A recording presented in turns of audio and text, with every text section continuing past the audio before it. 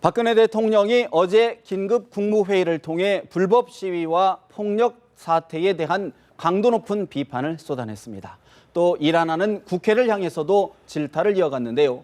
박 대통령의 고강도 대응이 내년 총선 전국에서 어떤 결과로 나타날지 박태우 고려대 연구교수, 박용진 전 새정치민주연합 대변인과 관련 이야기 나눠보겠습니다. 두 분 어서 오십시오. 안녕하세요. 말씀에 앞서 내일이 이제 국가장으로 치르는 김영삼 전 대통령의 연결식인데 박근혜 대통령의 참석 여부가 아직 확정되지 않고 있습니다. 청와대에서는 지난 그 순방에 따른 피로가 이제 누적되면서 어떤 건강상의 이유를 좀 해석이 되고 있는데 박 교수님 어떻게 좀 보고 계신가요?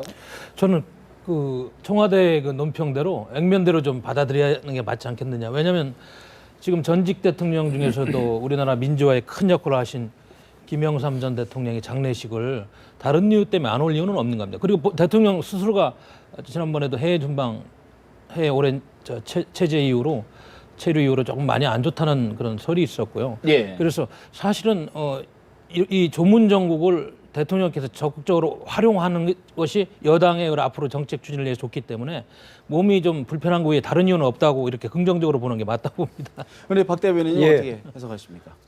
저는 몸도 불편하실 수 있습니다만 마음이 좀 불편하신 거 아닌가라는 생각이 들어요. 그리고 대통령께서 그 몸이 좀 힘드신 거 빨리 쾌유되셨으면 좋겠으나 아무리 몸이 불편하셔도 최형우 전 의원만큼 불편하시겠습니까?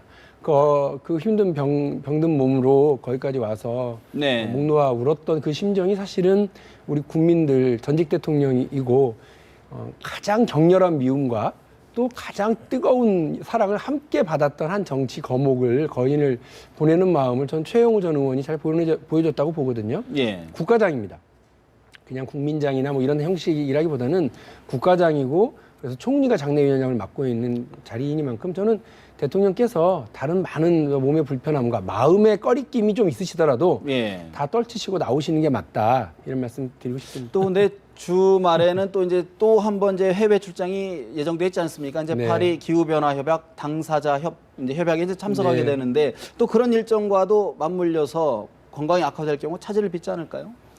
우려는 들죠. 우려는 듭니다만 지금 국민들께서 기억하고 있습니다. 유승민 전 원내대표의 부친상에 조화를 보내기는커녕 오히려 그 왔다 간 사람들의 이름을 적어냈다라고 하는 흉흉한 그런 뭐 소문까지 있잖아요. 그래서 대통령이 이런 안 좋은 구설에 주변에 서실 이유가 전혀 없다고 보고요.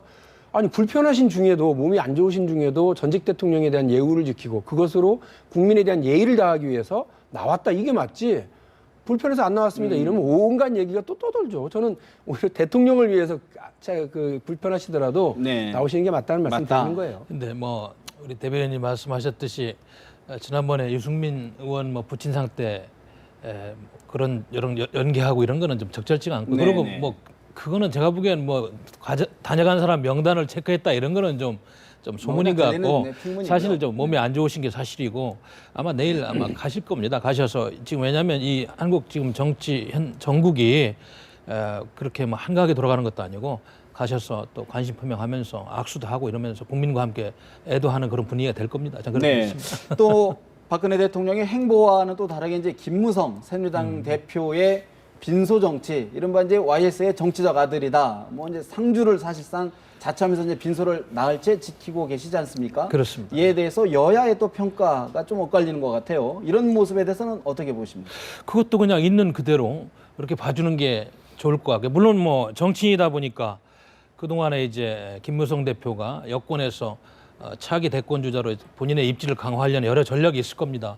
그리고 사실 또 보면은 김영삼 전 대통령이 발탁을 해서 키운 비서부터 시작해가지고 그야말로 가신 중에 가신 아니었어요. 그래서 그런 측면에서 보면 정치적인 아들인 게 맞고 예. 그러나 이제 정치인이다 보면은 이 조문 정국이 그냥 흘러가는 게 아니지 않습니까? 여러 가지 맞물려 가지고 또 현 정권에 대한 여러 가지 뭐 해석 문제, 과거 민주화 투쟁의 시절에 현재를 조명하는 여러 가지 또 시각의 문제 이런 저런 것들이 현 정치인들의 역할 또 앞으로 여야의 관계 설정 이런 거에서 김영삼 전 대통령이 남기고 간 그런 업적이라든지 그런 권위 이런 거를 좀 일정 부분 업고 가면서 본인이 정치에 유리하게 활용하려는 이런 의도도 있죠. 그러나 네. 더 중요한 것은 실질적으로 에도 정국에서 김무성 대표는 또 김영삼 전 대통령이 발탁한 정치인이고 그렇게 커온 사람이니까 그런 측면을 좀 많이 봐주는 게 좀 자연스럽지 않느냐. 액면 그대로 봐야 된다. 그런 말씀이시네요.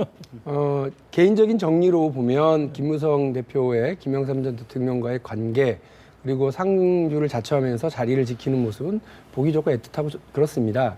그런데 이제 최근에 이제 언론의 인터뷰 등을 통해서 나타나고 있는 보수 진보의 여러 인사들의 오늘 같은 경우는 뭐 윤여준 전 장관, 한한상 전 총리 이런 분들이 부총리 이런 분들이 인터뷰한 걸로 보면 김무성 대표가 그 김영삼 전 대통령의 정치적 아들을 자임할 자격이 없다라고 하는 평이 보수 진보를 막론하고 다 나오더라고요. 그거는 개인적인 정리와 관계에서가 아니라 말씀드리는 것처럼 정치적 거목인 YS는 의회를 지키기 위해서 본인의 모든 걸 희생할 수 있는 사람이었고 또 민주주의를 위해서 본인의 목숨도 내놓았던 사람인데 지금 돌아가고 있는 상황은 오히려 그동안 YS가 문민정부를 탄생시킨 이후 쭉 지금까지 흘러오던 우리 사회와 정치가 나가는 방향과 어떻게 역행되는 분위기들이 여러 군데에서 조짐이 보이는데 예. 그와 관련해서 김무성 대표가 뭘 하고 있는 거냐라고 하는 거죠. 단적인 예로 아까 잠깐 나왔습니다만 유승민 원내대표가 사실은 청와대가 찍어낸 거 아닙니까?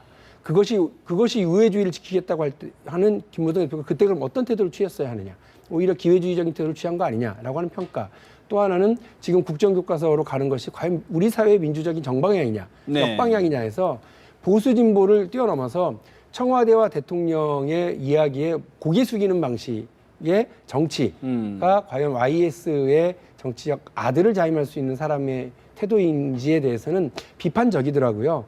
저는 이 비판은 그대로 두고요. 어쨌든 김무성 대표가 그 고인의 선거 소식이 알려지고 나서 바로 보였던 그 태도, 내가 바로 그 김영삼 전 대통령의 정치적 아들이라고 선언하고 상주 자리를 지키고 있는 모습은 정치인으로서 전 탁월한 선택을 했다고 봐요. 그걸 중심으로 지금 막 논의가 진행되잖아요. 네. 아니, 정치적 아들이냐 아니냐를 놓고. 게다가 맹주가 없어진 PK, 이미 오래됐죠. 맹주가 없어진 PK. 그래서 그 여야의 구도가 이미 6대4로 재편되어 있는 TK와는 완전히 흐름이 다른 요 지역에서의 여당 쪽에 맹주를 자임하는 네. 차기 대통령 후보를 자임하는 정치적인 수는 저는 탁월하게 잘했다.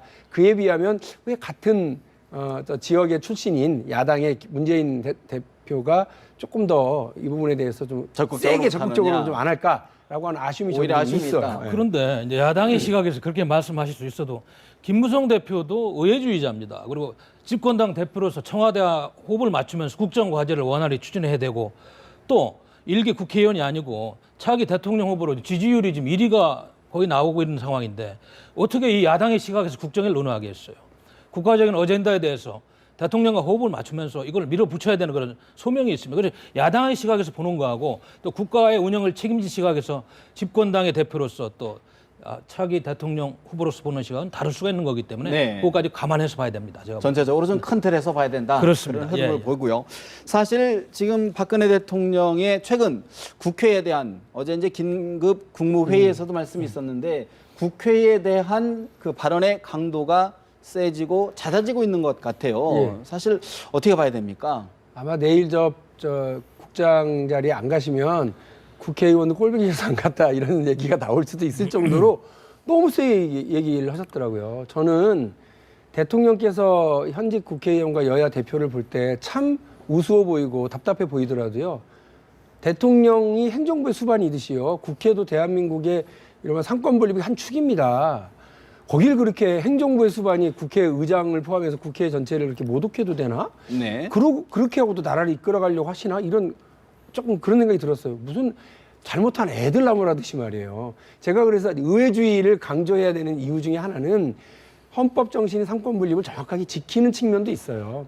그래서 유승민 원내대표가 물러날 때 대한민국 민주공화국이라고 하는 헌법 정신을 딱 내놨던 이유는 대통령이 물러나란다고 함부로 훌쩍훌쩍 물러나는 게 말이 됩니까라고 하는 그런 생각이 담겨져 있는 거라고 저는 보거든요. 예. 대통령 이렇게 하시는 게 답답하시겠죠. 그러나 이른바 복면금지법도 17대, 18대 나왔습니다만 여러 논란 끝에 폐기된 겁니다.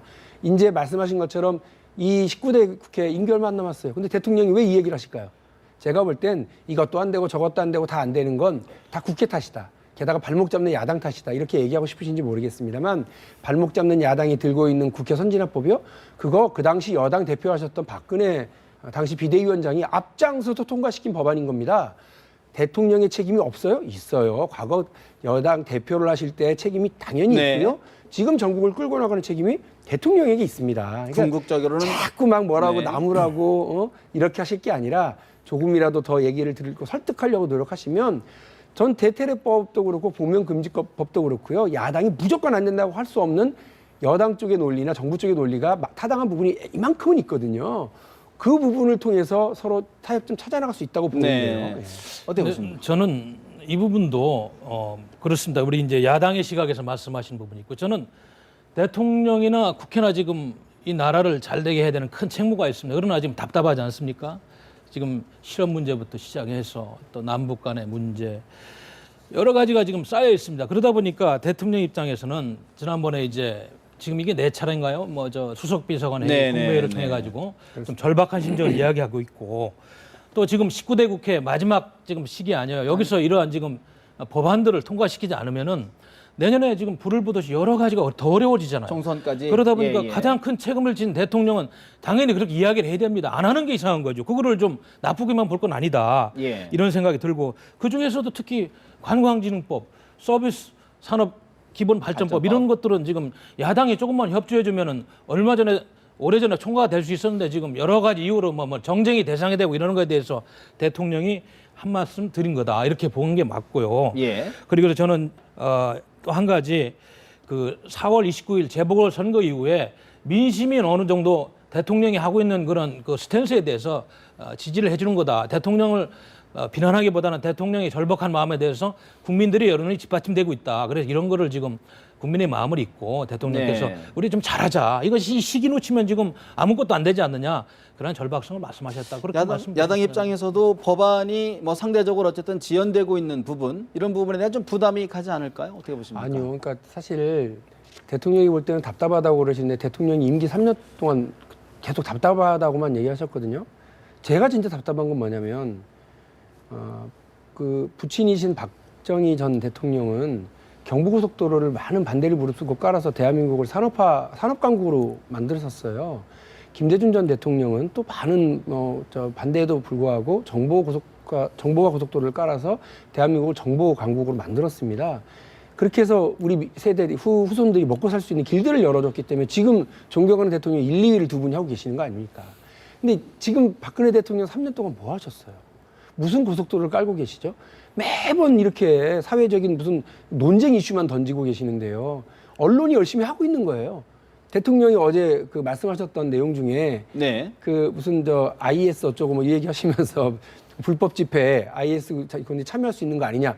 그거 이미 동아일보가 단독으로 보도했던 바가 있습니다. 이미 우리 언론이 우려를 제기하고 있고 정치권이 알아서 그런 부분에 대해서 논의를 해나가고 있는데 대통령이 이 얘기를 하시는 이유는 제가 볼 때는 그 이것저것 다 안 되는 이유가 다 국회 때문이다라고 계속 어떻게 쌓아두고 있고 내년 총선을 두고요. 이거 여당 고위 관계자의 말입니다.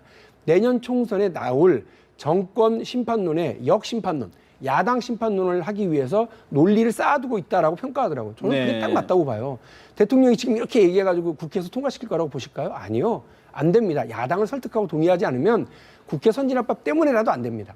그런데 지금 아까 교수님 말씀하셨던 그런 법안들은 야당이 논리적으로도 반대하는 거예요. 이미 여러 심리 과정에서. 그래서 국회가 심의조차 하고 있지 않은 게 아니라 국회가 심의 끝에 반대하는 의견이 많이 있는 겁니다. 그래서 안 되는 거예요. 국회가 놀고 있는 게 아니라. 따라서 대통령께서 이미 30개 정도의 그 경제 활성화 법안을 내놓으셨는데 그중에 6개 빼고 다 통과시켜 드렸거든요.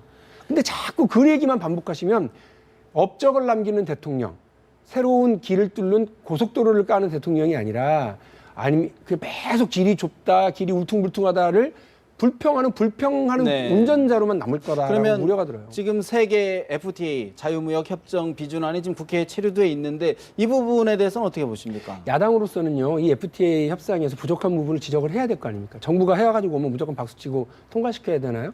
지금 벌어지고 있는 우리가 논의 주제로도 삼을 수 있는 그 집회 있잖아요. 거기에 농민들이 많이 참여했습니다. 농민들의 얘기가 뭡니까? 애지중지 자식처럼 키워놨던 농작물 값이 폭락하는 거 아닙니까? 그리고 또 하나는 한중 FTA가 열리게 되면 그 대기업들은 이익을 보지만 농민들은 누가 이거를 보상해주고 어떻게 살 길을 마련할 건지에 대해서 묻고 싶다는 거 아니에요. 근데 여든 야든 네. 야당도 그 책임에서 벗어나지 못하다고 보는데 제대로 된 농민들의 이런 얘기를 담아서 정부가 협상할 때 할 수 있도록 좀 못했던 게 분명합니다. 지금에서 국회에서 이걸 논의하는 과정에서라도 농민들의 이런 소외감은 달래줘야죠. 네. 하기는 하되 뭔가 좀 예. 보완을 해야 그럼요. 된다. 그런 그럼요. 뜻이군요.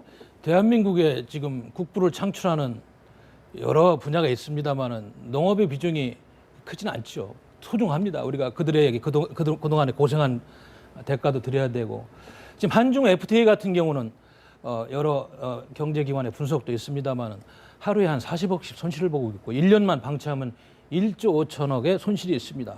그러면 큰 틀에서 국가의 정책을 결정하는 사람들은 농민들이 물론 아프고 조그만 부분이 있습니다. 정책적으로 할 수 있는 범위 내에서 보상을 해야 되겠지만 빨리 큰 손실이 나는 부분을 메꾸고 그거를 잘 끌고 가는 것이 또 대통령의 책무고 그 정책 집행 결정자들의 책무입니다.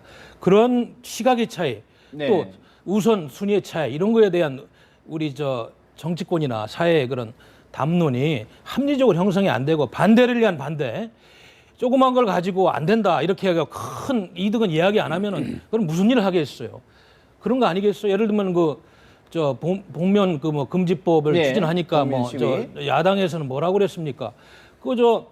경찰들 말이죠. 그 차벽 설치하는 거 그거 건전한 시위를 방해한다고 그러는데 원래 보면 차벽 금지가 왜 나온 겁니까? 폭력 시위를 하고 불법 시위를 하니까 그걸 막으려고 집회 및 시위에 관한 법률에서 정한 그런 범위 내에서 합법적인 시위가 안 되니까 차벽도 나오고 복면도 금지시키자 이런 이야기 나오는 거 아니겠어요? 예. 원인과 그러한 정확한 그 진단을 근거를 통해서. 하고 그다음에 네. 정책 처방이 나와야지. 그걸 무조건 반대만 하고 논리적인 그 이상적인 싸움만 현실을 무시하면은 우리가 어떻게 정책 집행이 되겠느냐 이런 여기서 말씀을 드리는 거죠. 불법 집회 부분을 좀 더 논쟁하기보다는 사실은 이번 시위가 과격을 했고 지나치게 좀 과열됐다. 또 정부의 대응도 좀 과열됐다는 측면이 있는데 그 부분을 좀 우리가 결국은 좀 개선해 가고 좀 더 나은 쪽으로 가야 되는데 어떻게 가는 쪽으로 좀 초점을 맞춰야 될까요? 짧게 그 부분 말씀을 좀 드리고서 얘기를 할게요. 그 농민들은 너무 쉽게 얘기하시는데 농민들은 사실은요 박정희 정권 이후부터 지금까지 야당이 집권했을 때에도 농민들에게 그 일방적으로 피해가는 그런 정책들이 많이 썼어요. 세계화 과정에서 좀 더 참아라 그렇게 얘기할 문제는 아니에요. 그래서 야당이 지금 그거를 돌보려고 그러는데 세상에 야당이 반대를 위한 반대를 한다고 얘기하시면 안 되는 거고요. 반대를 위한 그러니까 반대가 이게 아니고 잠깐만요. 정책의 그렇고 우선순위 문제를 이야기한 거죠. 마찬가지죠. 할 수 있는 그럼 범위 야당이 뭐 해야 돼요? 그러나 대한민국이 정책의 우선순위- WTO에서 탈퇴하고 교수님, 그러면 무역국가를 포기해야 되는 거 저도 얘기 좀 아니잖아요. 할게요. 우선순위 문제니까. 그러니까 그럼 정부가 해오는 대로 무조건 하여튼 그게 예, 맞다고 정책 얘기해야 돼요? 네, 그건 정책 아니라고 결정에 봐요. 판자는 문제인데 그러니까 보완을 하자는 부분이고 야당 얘기를 예. 반대를 위한 반대로 얘기해서는 안 된다고 보고요. 그리고 이제 말씀하신 것처럼 저는 경찰이 독특한 지위에 있다고 봅니다. 경찰은 군사독재 시절에는 그야말로 뭐 민중의 지팡이가 아니라 민중의 몽둥이가 됐었죠. 그런데 그 문민정부 이후부터는 이 경찰의 지휘의 역할이 인권의 그야말로 최첨단에서 인권을 지키는 인권 지킴이 역할을 해야 되는 겁니다. 맞습니다. 우리 사회에 뭐 그 성폭력이라든지 아동학대라든지 이런 여러 사회적인 범죄들이 벌어지면 누굴 찾습니까? 경찰 부릅니다. 경찰이 가까이 있다고 우리 생각하고 있습니다. 그런데 그 경찰이 민주주의의 가장 근간인 집회 시위, 결사, 표현의 자유, 출판 결사 표현의 자유에 대해서 이거를 지켜주기 위해서 사실 집시법이 있는 거거든요. 네. 이 부분을 조금만 근데 오바를 하면 경찰이 이런 가장 민주주의 제 기본 권한을 지키지 못하고 오히려 억압하는 또 그런 위치로 가게 돼요. 예. 요 선을 잘 지켰으면 좋겠다라는 선이 하나 있고요. 집회를 진행하는 주최 측에게도 저는 드리고 싶은 말씀은 우리의 권리입니다. 근데 우리의 권리가 우리 국민의 권리, 시민의 권리가 일부 폭력 시위 때문에 전부 다 제한당한다. 그러면 저는 그 시위를 하신 분들도 역시 우리의 제민주적 권리, 헌법적 권리를 침해하는 당사자가 된다고 봐요. 처벌 대상이라고 봅니다. 그러나 이분들도 처벌 당사자가 돼야 되지만 공권력이기 때문에 집회를 과하게 진압한다거나 네. 그 준칙을 지키지 않아서 시민 권한을 침해한다거나 이런 부분에 대해서는 저는 또 업이 다스려야 된다고 봅니다. 그런 측면에 서 있다고 봐요. 지난 5년간 불법 폭력 시위가 199건이었습니다. 이게 평화적인 시위, 집회 및 시위에 관한 법률 5조에 규정된 그 규정에 따라서 평화적으로 시위가 저 집회가 잘 안 됐어요. 그런 과거에 그 사례가 있고요. 그리고 이번에도 보세요. 왜 경찰차가 뭐 반파 전파입니다. 50대가 일부가 전부 다 예. 부서지고 전경들이 113명이 부상을 당하고 왜 이런 시위를 해야 됩니까? 집시법이 정한 바에 따라서 평화적인 구호를 외치고 거리 행진도 법률이 테두리에 했으면 그런 일이 없었잖아요. 그리고 민주주의라는 것은 법의 테두리에서 법이 정한 그런 모든 권한을 행사하고 보호받고 그렇게 하는 겁니다. 오히려 일반 국민들의 평화적인 시위를 보장해 주려면 일부 그 폭력 시위에 관한 그런 잘못된 행동들은 과감하게 이렇게 공부해서 네. 규제를 해주는 것이 대다수의 평화와 그리고 또 평화적인 시위를 원하는 국민들을 보호해 주는 것이다. 이 논리도 상당한 타당성이 있는 아니, 겁니다. 제가 과거의 사례가 네. 많이 있지 않습니까? 제가 드린 말씀하고 다르지 않다고 보고요. 네네. 다만 이제 경찰과 관련해서는 제가 말씀드리는 것처럼 경찰은 인권을 지키는 또 사수의 역할을 해야 보루이죠. 되는 사람입니다. 네, 파수꾼이에요. 그러니까 그런 부분에서 진압 과정, 그 집회를 해산하거나 보호하는 과정에서 도를 지나친 부분이 있다면 저는 이 부분에 네. 대해서 당연히 물어야 된다고 그렇다 봅니다. 그러면 지금 이제 다음 달 5일 날로 이제 2차 집회를 이제 예고한 상태 아니겠습니까? 네. 노동자 지금 집회 주최 측이나 또 이거를 막아야 되는 정부 측의 입장이 팽팽한데 헌법적인 집회 좀 더 진정된 차분한 집회를 하자라는 어떤 전반적인 의견이 수렴이 되는데 어떻게 2차 집회를 하게 된다면 좀 만들어 가야 될까요? 저는 일단 민주노총의 집회 주도하는 집회로 보고요. 민주노총이 지혜롭게 행동할 거라고 믿습니다. 그렇게 하지 않으면 완전 고립될 거라고 생각을 해요. 지금 그러니까 정부와 노동계의 충돌의 근본은 집회가 평화롭냐 안 하냐 이게 아니에요. 알고 계시겠습니다만 이미 정부에서 제출한 이른바 노동개혁 법안이 노동자들의 제 권리를 열심히 일하고 있었는데 느닷없이 임금 깎이는 거, 퇴직금 날아가는 거 이런 걸 하겠다고 하니까 예. 노동자들의 해외의 사례, 선진국의 사례에서 노동자들의 권리를 제약하거나 이익을 가져갈 때에도요 엄청난 사회적 갈등과 타협 속에서 이것이 만들어지게 되어 있거든요. 네. 그 논의를 노사정위원회 안에서 하는지 아니면 각각의 주장을 이런 집회와 시위와 국민적 여론전을 통해서 하는지가 있는 거예요. 근데 지금 민주노총이 저는 1차적으로 지고 있다고 봐요. 왜? 지난번 집회 시위와 관련해서 정부와 여당이 밀어붙이고 있는 폭력성 중심으로만 논의가 돼서 집회 참여했던 사람들이 주장했던 내용들과 관련해서는 사실은 본질이 제대로 안 알려졌다. 본질을 제대로 못 전달했거든요. 다시 한번 이제 강조를 드리는데 국민의 지지와 응원을 받지 못하면 차벽을 넘을 수 없습니다. 차벽을 넘어가는 건 몸이 넘어가는 게 아니라 목소리와 주장이 그 차벽을 넘어가서 국민들과 함께하는 거지 왜 차벽을 넘으려고 그 난리를 쳐야 되는지 잘 모르겠어요. 따라서 예전에 민주노총 창립 때 있었던 96년, 97년 총파업들이 똑같은 노동법 파업이었거든요. 그때는 국민 70%가 네. 찬성했잖아요. 민주노총의 초대 위원장인 권영길 위원장이 주도했었던 그 파업은 국민적으로 박수받아서 그 당시 대통령인 사과까지 하는. 김영삼 대통령이 사과하고 네. 그 노동법을 다시 국회로 보내가지고 재통과시켰던 일이 벌어졌었거든요.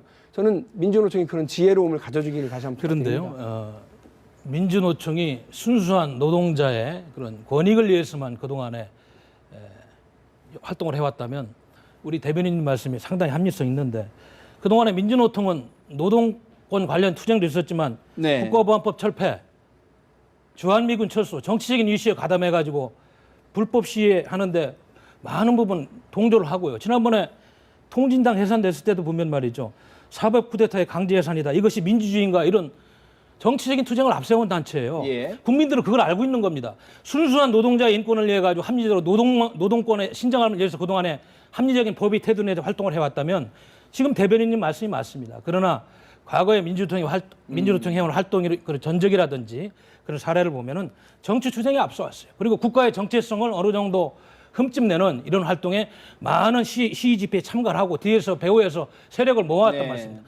바로 그런 부분이 국민들이 지금 이번 폭력 시위도 순수한 노동운동이 아니고 과거의 그런 잘못된 전철을 밟아가는 잘못된 집회다. 지금 김영삼 대통령이 서거하면서 민주대 반민주의 시대는 갔다는 대다수 학자들의 해석을 저도 그렇게 봅니다. 지금은 이제 과거처럼 그렇게 네. 과격 투쟁, 과격 노조 이런 시대가 합리적으로 대화하고 대한민국은 법치주의 국가입니다. 법의 네. 테두리 내에서 합리적으로 대화를 하면서 풀어가야죠. 두 분이 이제 노동 3법 문제도 마찬가지예요. 같은 문제, 노동 같은 말씀입니다. 예. 노동운동과 관련해서 오해가 많으신 것 같은데요. 오해가 아닙니다. 미국의 AFL-CIO가요. 한미 FTA에 대해서 찬성합니까 반대합니까? 그 누가요? 정치 문제잖아요. 거기에 왜 찬성하고 반대해요, 자기들이? 자기들이 생존권과 연계되어 있기 때문에 그런 겁니다. 전미노동자협회요. 또 하나 말씀을 드리면 민주노총이 민주노동당을 만들었었습니다.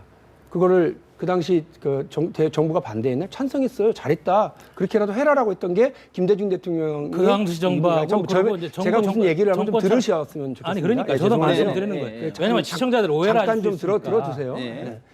그러니까 노동자들이 대한민국뿐만이 아니라 많은 선진국, OECD 많은 국가들이 노동자들이 자신의 조직을 만들어서 당을 만들거나 어느 당을 지지하는 행위를 하는 게 정치적 행위를 하는 게 당연시 되어 있는데 그것을 마치 불법적인 것처럼 얘기하시면 어떡해요? 아니 그렇지 않습니다. 말이 안 되는 말씀을 하신 그거는 거예요? 노동자의 순수한 권리라든지 순수한 그동안에 권리라는 게 뭐예요? 그런 거에 대해서 활동을 예. 해온 부분은 인정은 되는데 지난번에 통진당 해상기 같은 경우는 우리나라의 헌법 정신을 부정한다고 헌법재판소에서 최고의 권위가 해석을 한 겁니다. 그런 거에 대해서 왜 수긍을 안 합니까? 그럼 네. 대한민국의 정체성을 인정을 안 하는 겁니까? 아니, 교수님 수긍을 큰일 날 해야죠. 말씀을 하신 게 뭐냐면 국민의 30%가 그때 여론조사에서요 동의 못하겠다고 그랬어요. 그 30%의 국민들은 30%의 민주주의는 국민들은 대다수의 그러면 그 대한민국을 국민들이- 다 부정한 사람들로 몰아가시는 네. 거예요? 아니 그건 잠깐만요. 이 민주주의는 다수결의 원리에서 네. 법에 의한 지배를 받는 잠시만요. 거죠. 네. 거기에 대변인, 잠시만요. 동의하고 찬성하고의 네, 문제가 잠시만요. 다른 문제예요. 사실 지금 예. 같은 말씀을 똑같이 말씀을 하시는 거예요. 이제 2차 집회가 있는데 사실은 많은 국민들이 2차 집회를 지금 지켜보고 있습니다. 이 집회가 과연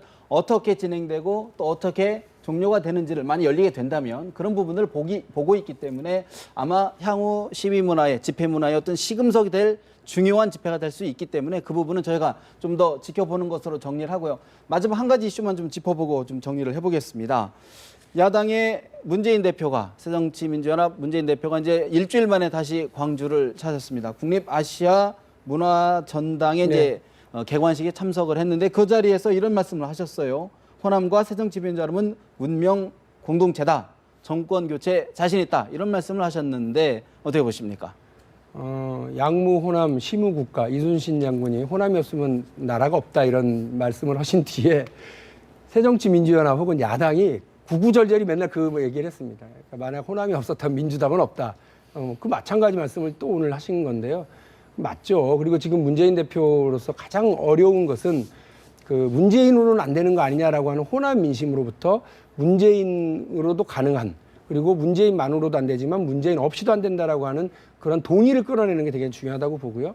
그런 면에서 이 아시아 문화전당이 되게 중요합니다. 오래전부터 이걸 공약을 해서 쭉 이끌어왔는데 이게 국가 차원이냐 아니면 시 차원으로 갈 거냐를 놓고서 하다가 예. 국가 차원의 관리로 이제 가게 됐거든요. 거기서 야당이 일정한 역할을 해서 그걸 광주 시민들이 알고 있고요. 그래서 오늘 이 행사에 참여하는 것을 시작으로 해서 네. 계속해서 하여간 호남 민심을 얻기 끌어안기 위한 위해서. 노력을 할 거예요. 안 그러면 문재인 대표로서 정말 어려운 지경을 갈 수밖에 없습니다. 어떻게 보십니까? 호남의 그렇습니다. 민심을 좀 다독일 수 있을까요? 그 새정치민주연합의 체제 지지 기반은 호남입니다. 그래서 호남 세력을 껴안지 않고서는 앞으로 총선도 야당의 미래도 없죠. 그래서 이제 최근에 보니까 지지율이 문재인 대표가 지금 5%까지 떨어졌다는 그런 이야기를 들으니까 위기 상황에 온 거죠. 당연히 가서 대화하고 또 앞으로 야당을 어떻게 건전한 야당으로 수권 정당으로 일으킬 건지 많이 좀 찾아가서 호남민들하고 대화하는 것이 필요하다. 자, 문재인 대표의 이야기 좀 저희들이 이제 마지막으로 정리를 하고 대담을 마무리하겠는데요. 3초씩만 마무리해 주시죠. 어떻게 보십니까? 문재인 대표님 네, 앞으로 호남의 민심 어떻게 좀 해야 그런데 될까요? 이제 지난번에 화두를 던졌지 않습니까? 안철수 씨, 박원순 씨하고 연대를 하겠다. 근데 천정배 씨가 지금 반응하는 거는 상당히 차갑습니다. 아직까지는 모르겠어요. 뭐 마지막에는 단일화가 될지 모르겠습니다만은 박원순 씨는 어느 정도 지금 긍정적인 네. 답이 왔습니다만 안철수 씨는 지금도 고민하고 있어. 이런 걸 보면은 아직도 야당 내에 지금 많은 문제들이 대화가 잘 안 되고 풀리지 않고 있다. 그러나 어쨌든 그런저런 걸 떠나가지고 문재인 대표께서는 야당의 본리인 광주에 가서 계속 대화하고 열심히 좀 설명해야 될 것 같습니다. 알겠습니다. 문안파 견대는 뭐 여러 가지로 많이 이제 뭐 허점도 있는 겁니다. 그거 뭐 완벽한 대안이라고 생각할 수는 없습니다만 지금 야당은 혁신하고 통합해야 됩니다. 그러니까 혁신의 이름으로 통합을 저버릴 수는 없고요. 통합의 이름으로 혁신을 목졸랐어도 안 된다고 저는 생각을 하는데 네. 문재인 대표가 지난번 광주에서 제안했었던 문안파 견대는 혁신을 가장 우선에 앞세우는 연대를 생각했거든요. 그러나 통합까지 이뤄내기 위한 문재인 대표와 안철수 전 대표의 이런 고민과 의지가 좀 모였으면 좋겠습니다. YS 없이 DJ 없고 DJ 없이 네. YS 없습니다. 문재인 없이 안철수 없고 안철수 없이 문재인이 있을 수 없다. 저는 생각합니다. 알겠습니다. 오늘이 정주영 현대그룹 전 명예회장이 태어난 지 100년이 되는 날이라고 합니다. 국민 통합으로 사회 갈등을 해소하고 또 도전 정신으로 경제 위기를 극복하자고 했던 것이 아산 김영삼 대통령, 거산 김영삼 대통령, 아산 정주영 회장이 남긴 시대 정신이 아닐까 합니다. 오늘 대담 여기서 마무리하겠습니다. 고맙습니다.